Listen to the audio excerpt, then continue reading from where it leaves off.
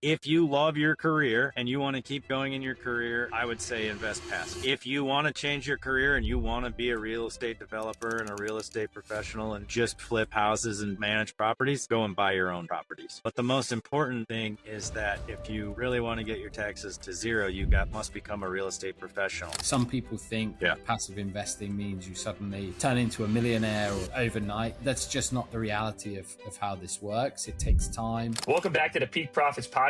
Today's guest is Dustin Hendrickson, a real estate developer and syndicator with over 20 years of experience across development, design, construction, and project leadership. Dustin specializes in strategic land selection, wellness-focused design, and innovation development, with a mission to deliver high-quality, sustainable housing that enhances quality of life for both residents and investors. He's deeply committed to solving the affordable housing crisis, structuring hands-off, high-yield real estate opportunities, and helping busy professionals build wealth without taking on more work. Dustin, we are excited to have you on the podcast. Welcome. Hey, thank you. Yeah, that introduction pretty much sums it up. I'm glad to be here with both you guys, Chris and Brian. Absolutely. So you're located in South Dakota. You're building these wellness design development projects. Can you tell us how you got started in all this? You've been doing it for 20 years. You have quite the background. Well, my mother actually got me started. She wanted to buy a duplex because she wanted to start having investment properties. And it was in 2003. So it was very expensive. It's kind of like it is now, where it's so expensive, it's hard to buy anything. And so we decided, let's just develop. We can develop for less than we can buy for, and we can get a better product. So that's what we did. We started developing. I did all the work, the labor, and she's a CPA, so she did the financing and the accounting, and she really likes to work with tenants. So she did all the property management as well. So I learned a lot from her. And then I also did all the work. There you go. Did you come from a construction background where you just started ground up type of development? Yeah, I had been doing cable work, or so like telephone pole lineman style work on the low voltage side of things. And I owned a roofing company. So I knew all of the contractors, so I could show up on the job sites and ask any contractor for help with any type of task that I was doing. That's amazing. That's it always goes to speak about your network as well, right? The ability for you just to call in a few friends, people you know that you can trust to get the job done and get the job done right is obviously extremely important. You talk a lot about wellness-focused design. Now, for anyone who hasn't been on the website, we would strongly recommend going on the website because the video on there does describe it very, very well. But Dustin, can you talk through what is wellness-focused design and why is that so important for new developments? It's very important because a lot of developers are focusing on that now. But what it is, it's simply described as a style of building that makes you feel better when you're in that. So if you ever go to luxury hotels, you go to certain places that make you feel really good when you're there, they've probably implemented a lot of wellness design. Even certain coffee shops, you go into some and they're bright and airy and they got raw materials and bricks and plants, good smells. That's all kind of wellness design. So, but the simplest way to implement more wellness design is to put in bigger windows. So natural light is one of the best ways to implement wellness design. And then do you have a natural connection? So do you have a connection to nature? So if you're around areas of nature and with large windows, there's kind of that you just feel like you're more into nature, and that makes you feel really good. And then it's a retention. Tenants want to stay there. Yeah, and I think that resonates a lot with where we're at as a society and the wellness trends that are going on, health kicks, and so living or providing, I guess, a new high quality asset. One, I could speak for what you just said. Natural light, my wife is like huge on natural light. So if we can find an apartment, like our last apartment didn't necessarily have it, but our new apartment does. And so it goes a long way, I think, on just even the mood when you wake up in the morning and get a lot of natural light in your apartment.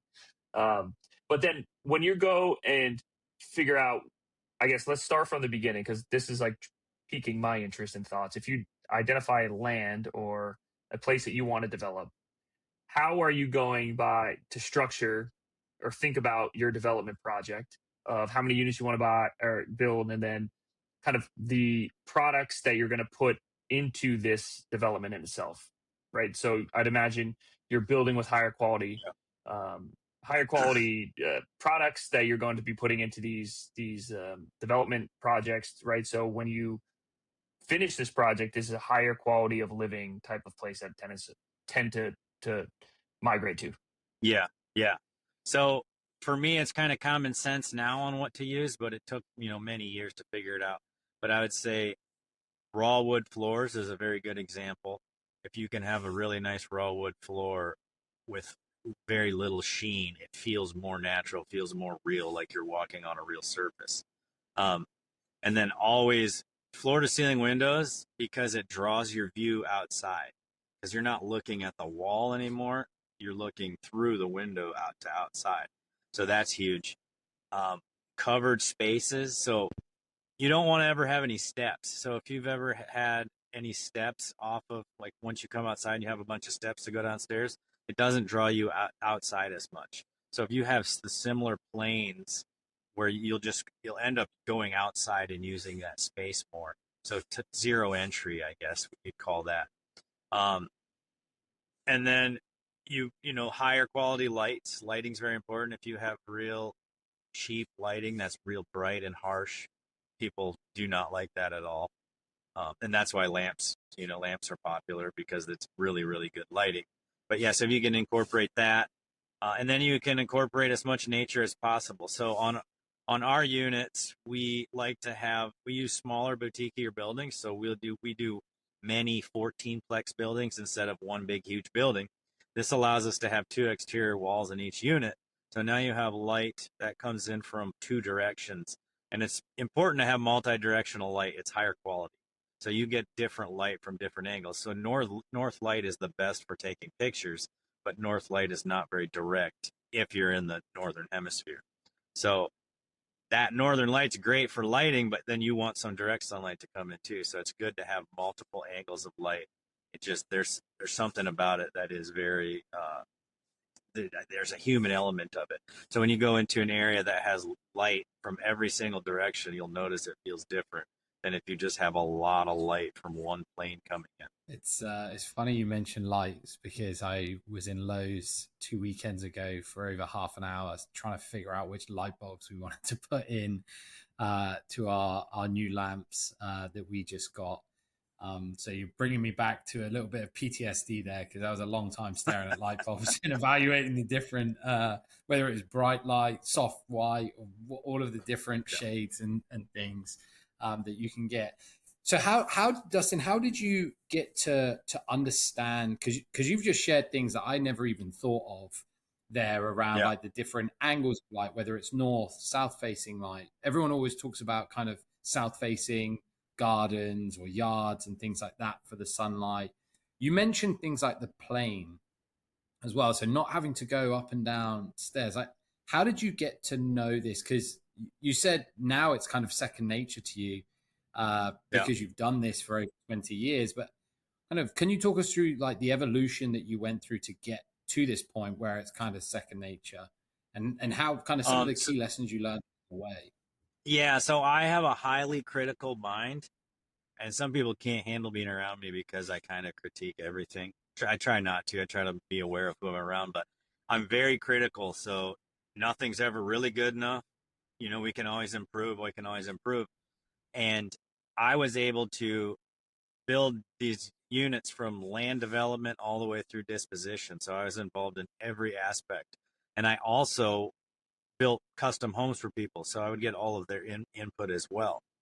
And I realized that zero entry, there's just something about it that was much, much better.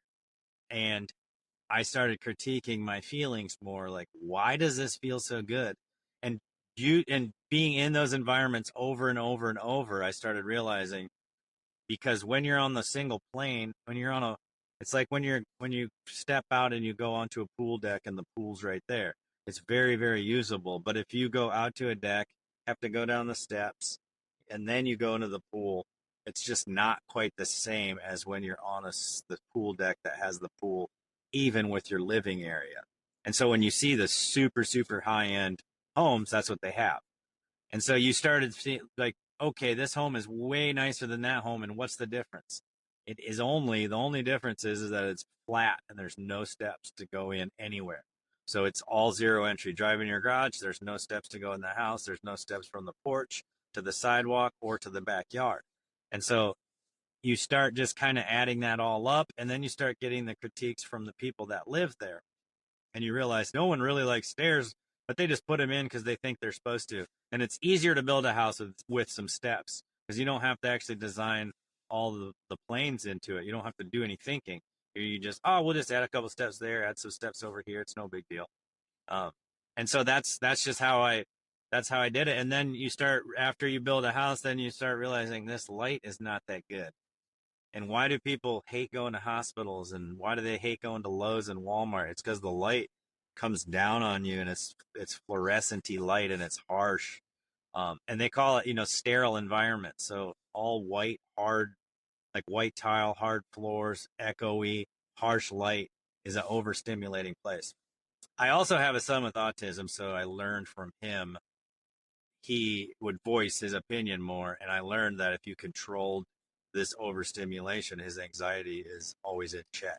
That's awesome. And yeah, I mean, I just thought about when you were describing that single plane. I've never thought about that, but I think about the Instagram reels or things that like target me, where they have like these drone shots of these insane houses where you go into this backyard and it has like this huge pool but yeah, they have like these huge sliding glass doors, but there's no steps. So you like walk from the kitchen through the living room, like out into this like insane backyard. And I've never actually thought about that. But now I want a house like Yep. that. I want a house with no Yep. steps. So maybe I got to move to South Dakota. But okay, so let's talk about investors. So you're doing all this work with development. You raise Yep. money from investors. What does a typical investment look like working with you, and how do you structure some of these development deals with your partners? So we've had many different structures. We've done, single ownership, JV, which is joint venture, where you get max of like 5 people to invest in the deal, and you all have a say in it, and you all have liability. And then the majority though is LPGP, which is limited partner and then general partner. And the general partner does all the work. They have all the liability, all the responsibility. The limited partner puts up their capital, and that's all they have at risk. They cannot get sued. They don't have any responsibility of doing any work, so they can be true passive investors. And that's what wealthy people want, because you can never pierce that structure and get to the LP, because the LP is passive and he never made any decisions anyways.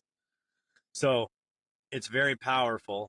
And then we've had many different models of waterfalls and stuff, but our current model is 20-80, meaning GP gets 20% of ownership, LP gets 80% of ownership, and they have a preferred return of 7%. So if you put $100,000 into an investment, you'll get paid $7,000 a year, and then we have to pay off your $100,000. And as soon as we pay off your principal of $100,000, now any profits that come in get split. You guys get 80%, we get 20%. So if there's $100,000 profit, 80,000 goes to the investors, 20,000 goes to the general partners. And the general partner has to sign on the loan.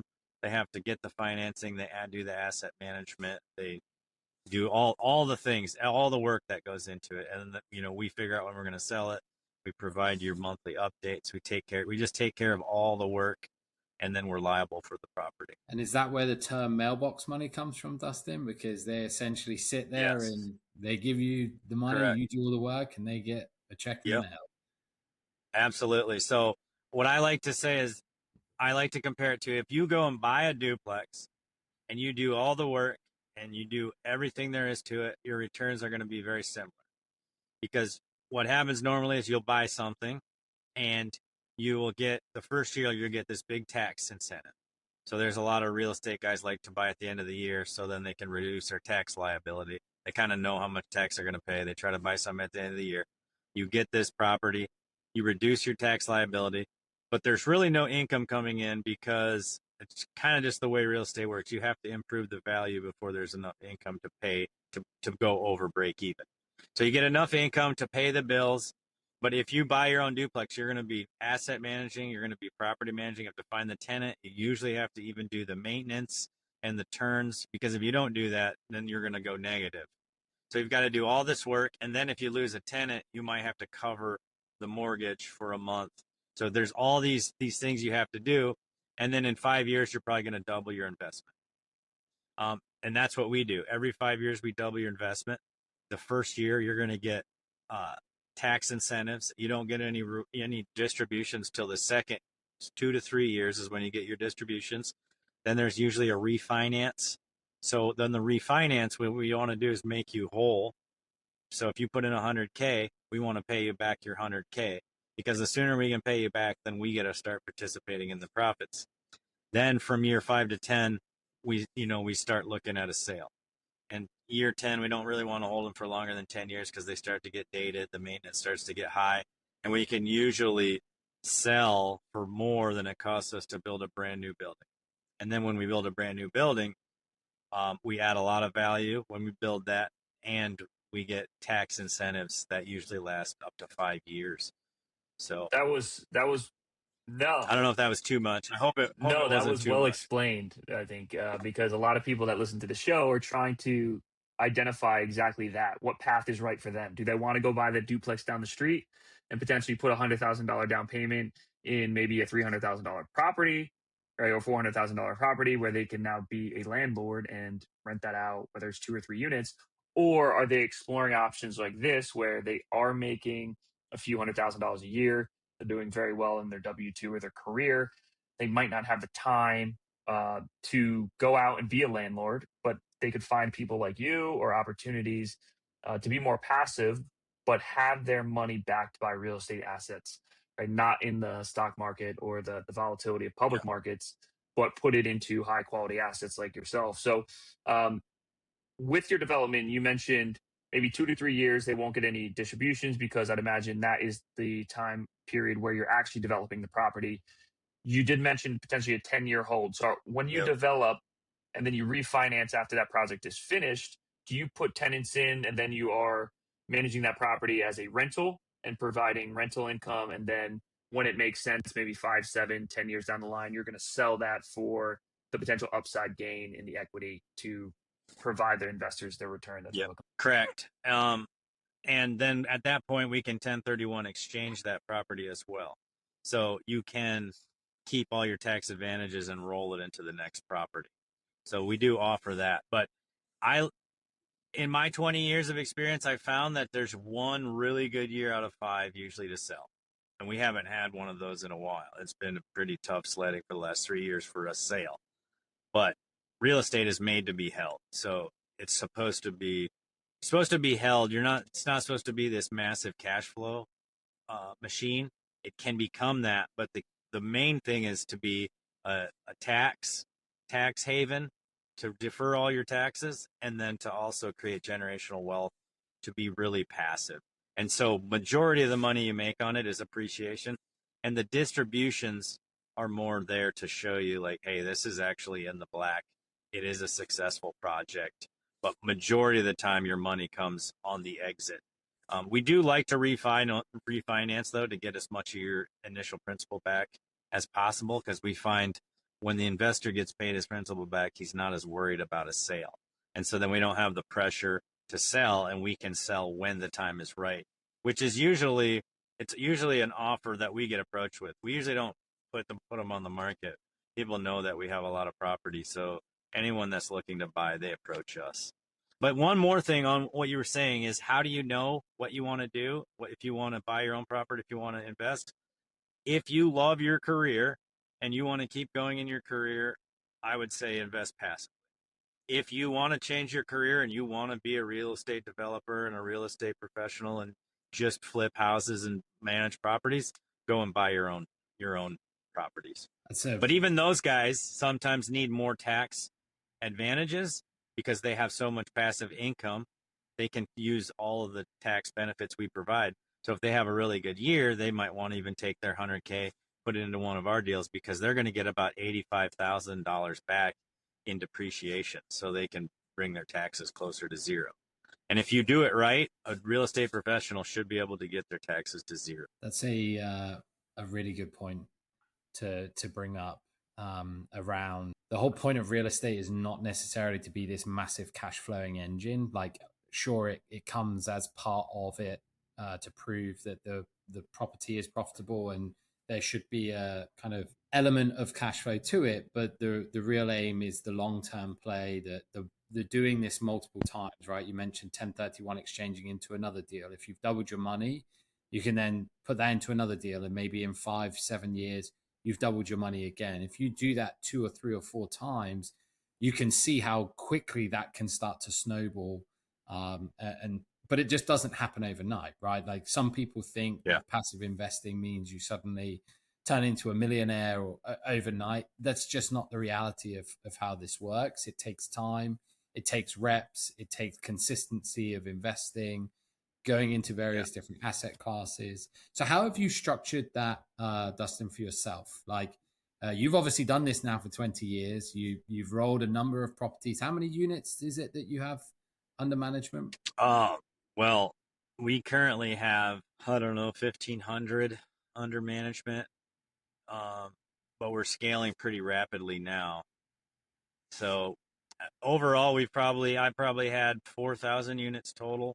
Some of the units we were buying and selling, more acquisitions. I prefer development, but at a point there, from 2015 to 2021, it was super good environment, and you could just flip and roll and keep recycling. So it's easy to stack up lots of units. That's really hard to do that same model. In fact, I don't think that's even feasible anymore. It's really hard to find a super good deal.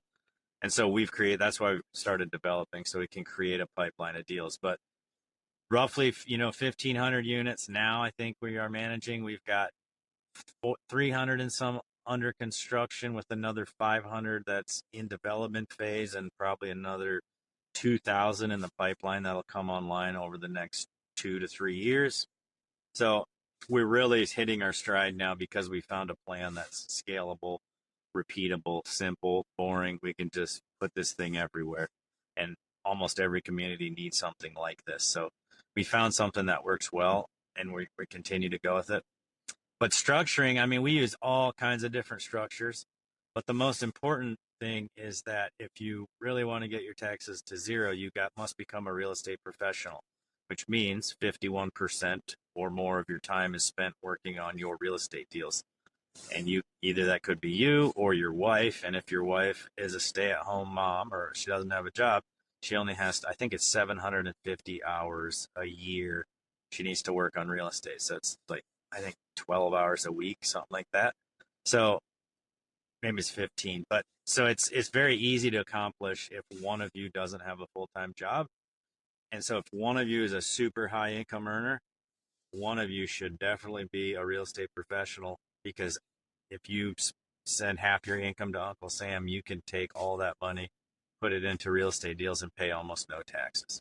So instead of paying Uncle Sam, you can put it in your own real estate deals. That is where everyone wants and should be. It is the real estate professional status. If you can get there, is a huge unlock for a lot of opportunities, and that's what the wealthy do. And people, rag on the ultra wealthy and high net worth for maybe not paying as much taxes as some of the blue collar hardworking individuals throughout the country. But there's nothing illegal here. They're just legally right, using depreciation and offsetting tax codes from the tax book to offset their taxable income. And it's insane what you can actually do to keep a lot more in your pocket by leveraging real estate and a depreciating asset like that. So you just mentioned there too, from a developer standpoint, can you kind of go into some of the risks associated with development projects, or what you might run into? What are the riskiest time periods of development, from like breaking ground to finishing the project? And what are some of those things that maybe investors or people should be aware of that they don't realize about development itself? So development is, it's the more you have it, the more, or the least experience you have, the more risky. So if you've never done a development project, there's inherently quite a bit of risk. If you've done a lot of developments, there's almost no risk. risks are all macroeconomic. The riskiest part, in my opinion, is the entitlement process.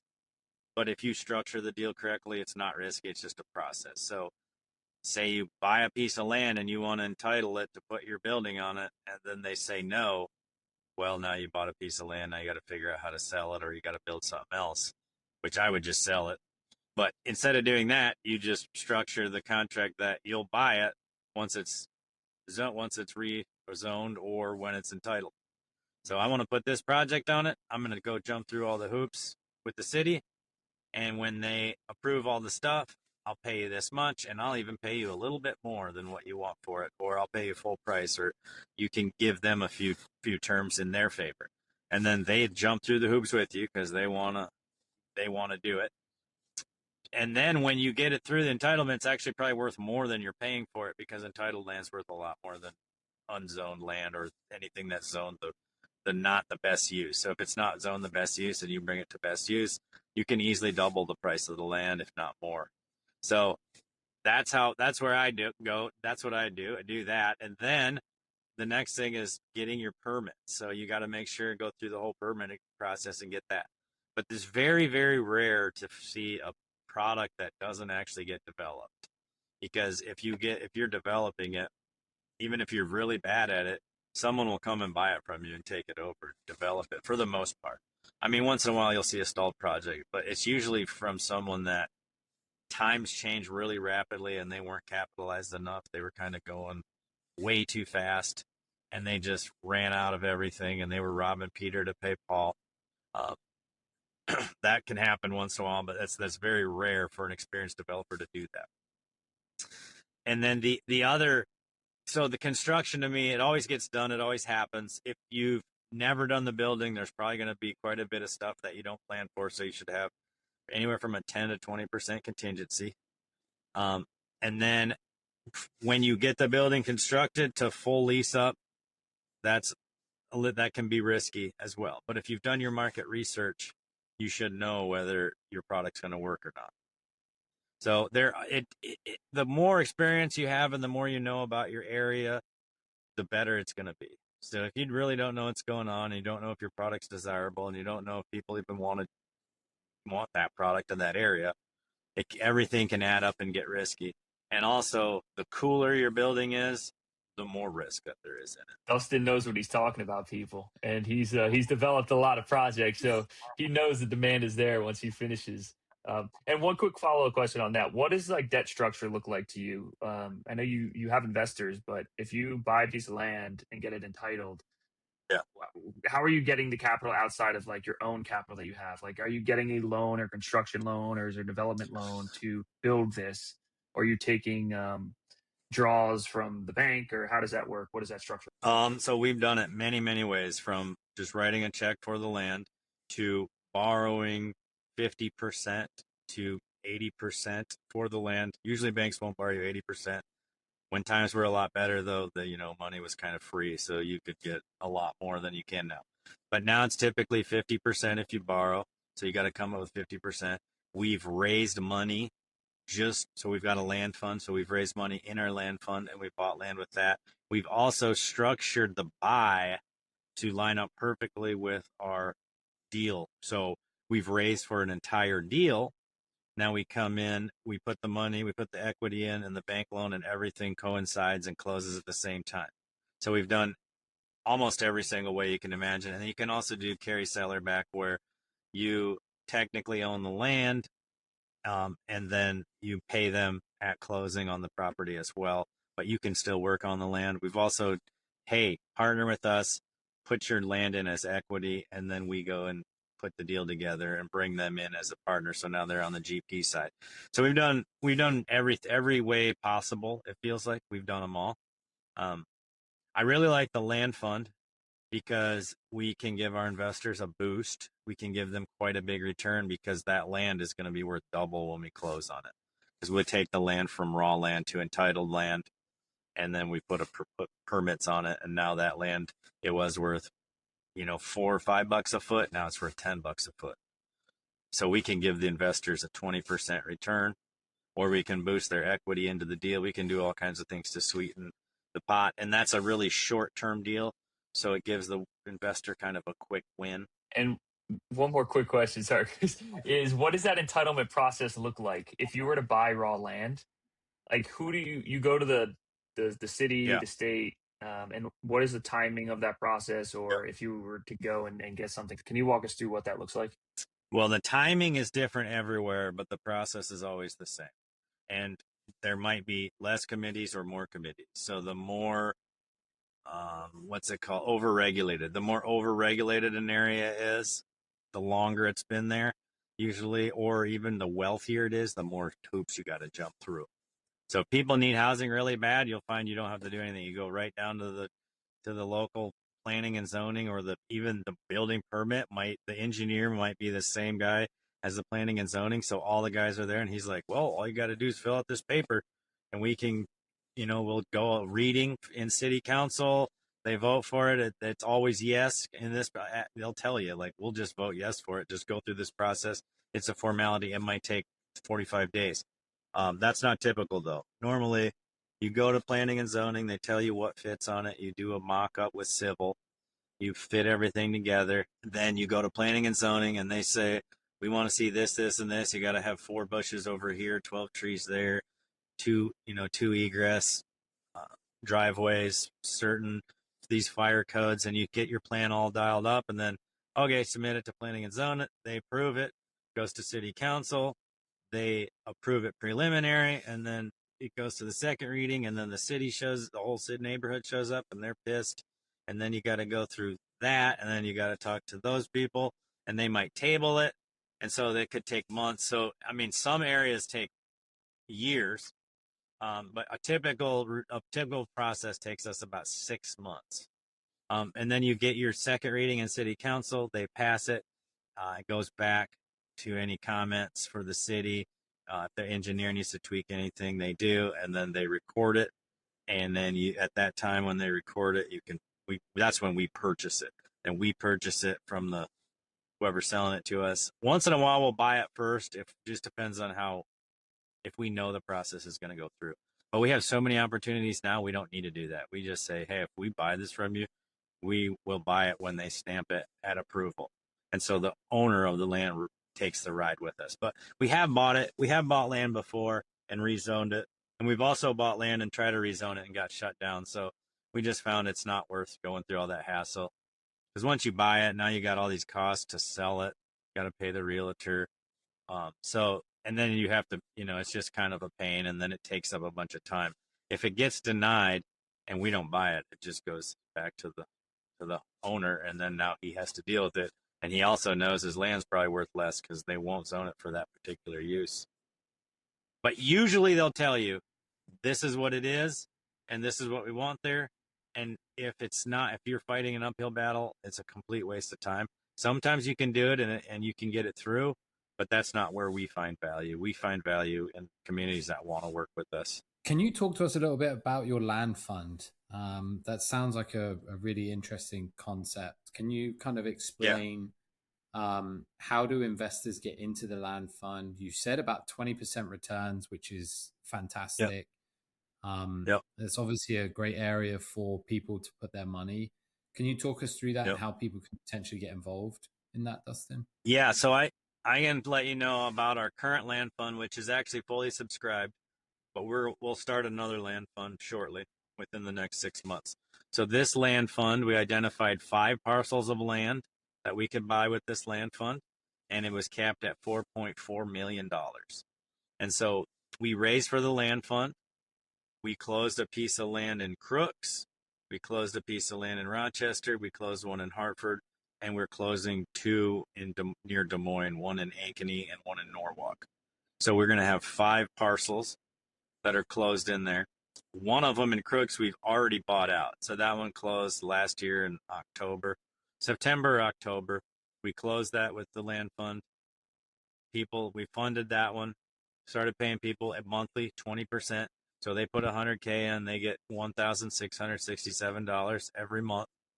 And then but we put that deal together and we raised all the money. So now we've bought that portion out. So that that piece of land was only in the land fund for 2.5 months. So it was in for 2.5 months, then we paid it out. The people that were in the land fund in that piece in Crooks, they all just kept their money in the land fund to go towards the next deal. So now the next piece we're working on is Rochester, and that should be paid back within the next 3 months. And so they'll get, within 6 months, they'll have all their principal returned to them, plus $1,667 a month. And we pay it every month on the 25th. So every month on the 25th, every 100K that you invested, you get 1667. That's a 20% return, and it's very simple. The downfalls of that is you don't actually own, or you just own land, and land's not tax depreciable. There's no tax benefits to owning land, so you don't get any of the tax advantages, but you get the immediate return. So it is a good way to it's a good way to have a lot less risk in a short-term real estate investment. It's a good way to try it out, to see what you think. See what you think about our company. And then, I always say the best way to see what you think about someone is to invest money with them, because that's when you look into them a lot more, right? So you put money in, now you're interested. You want to see what the project's doing, what these guys are doing. You read the emails, you actually care. You'll do some research on the area. And that is how you really learn if someone's a good operator or not. It's really hard to know how good an operator is without actually investing. Yeah, I completely agree. And so I'd imagine you have like an investor portal and a investor experience that they could check you out. So I guess that's a good plug for where can people find you? Where can people learn more about what you're doing, the opportunities you have, maybe subscribe to a list and get in contact with you? Yeah, mailboxmoneyre.com, mailboxmoneyre as in real estate.com. And then all the information's there. You can find our LinkedIn and our YouTube and our Facebook, all that stuff. LinkedIn is where I have the best content. And you can see all the projects on the website. It shows all of our projects. And then if you sign up, you'll get emails, kind of showing you what we do, what we're capable of. But the best thing to do is to just get on a phone call with me. And if you like what you hear, come and look at the product. So you could fly out to Sioux Falls. We could show you 8 different apartments, and we could walk you through a bunch of the product, because we do have a model that is different.